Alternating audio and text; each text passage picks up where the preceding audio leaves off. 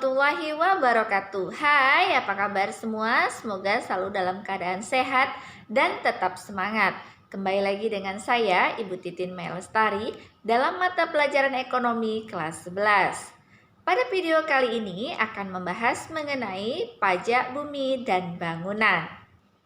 Pajak bumi dan bangunan adalah pajak atas bumi dan bangunan yang dimiliki, dikuasai, dan dimanfaatkan oleh orang pribadi atau badan usaha, kecuali untuk kawasan yang digunakan melayani kepentingan umum. Nah, pada tanggal 1 Januari 2014, pajak bumi dan bangunan perkotaan dan pedesaan merupakan pajak daerah kabupaten kota, sedangkan PBB perkebunan, perhutanan, dan pertambangan merupakan pajak pusat. Nah, subjek pajak bumi dan bangunan adalah orang pribadi atau badan usaha yang secara nyata memiliki hal-hal berikut ini: mempunyai hak atas bumi, memperoleh manfaat atas bumi, memiliki bangunan, menguasai bangunan, dan memperoleh manfaat atas bangunan. Nah, selanjutnya objek pajak bumi dan bangunan. Menurut pasal 77 ayat 1 Undang-Undang Nomor 28 Tahun 2009, objek pajak bumi dan bangunan adalah bumi atau bangunan yang dimiliki, dikuasai, dan dimanfaatkan oleh orang pribadi atau badan usaha. Sedangkan menurut pasal 3, objek pajak yang tidak dikenakan pajak bumi dan bangunan pedesaan dan perkotaan antara lain digunakan oleh pemerintah daerah untuk penyelenggaraan pemerintahan, digunakan semata untuk melayani kepentingan umum di bidang ibadah, sosial, kesehatan, pendidikan, dan kebudayaan nasional yang tidak dimaksudkan untuk memperoleh keuntungan.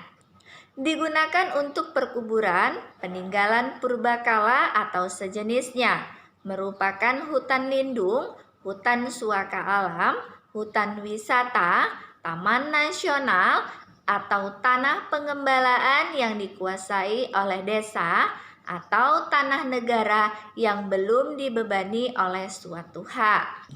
Digunakan oleh perwakilan diplomatik berdasarkan asas perlakuan timbal balik.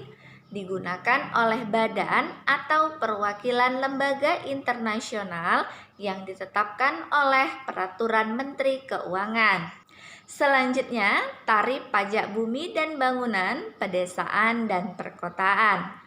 Menurut Undang-Undang Nomor 28 Tahun 2009 Pasal 80, tarif pajak bumi dan bangunan pedesaan dan perkotaan ditetapkan paling tinggi sebesar 0,3% dari nilai jual objek pajak kena pajak atau NJOP-KP. Sedangkan nilai jual objek pajak tidak kena pajak atau NJOP-TKP paling rendah adalah sebesar 10 juta rupiah untuk setiap wajib pajak, dan nilai jual objek pajak kena pajak ditetapkan oleh peraturan pemerintah daerah.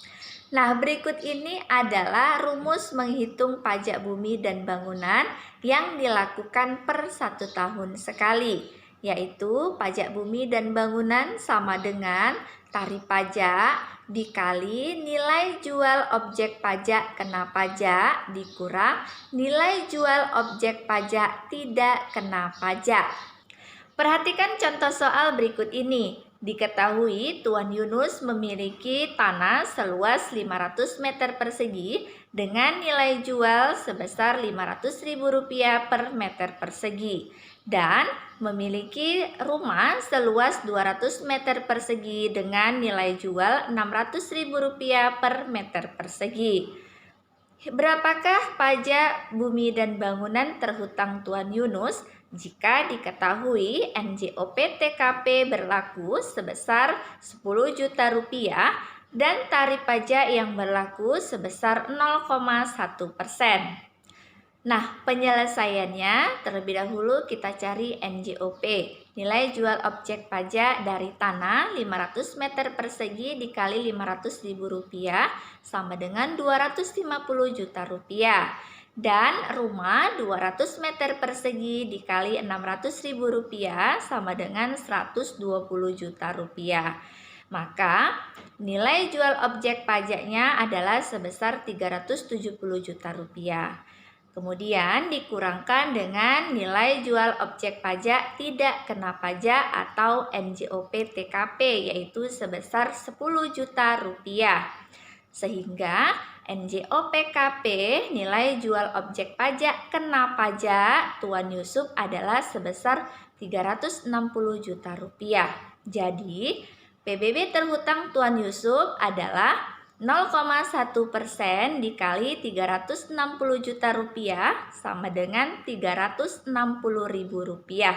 yang harus dibayarkan oleh Tuan Yusuf. Nah, demikian pembahasan mengenai pajak bumi dan bangunan. Semoga video yang saya bagikan dapat membantu pembelajaran jarak jauh Ananda di rumah. Tetap patuhi protokol kesehatan dimanapun Anda berada. Saya akhiri. Wassalamualaikum warahmatullahi wabarakatuh.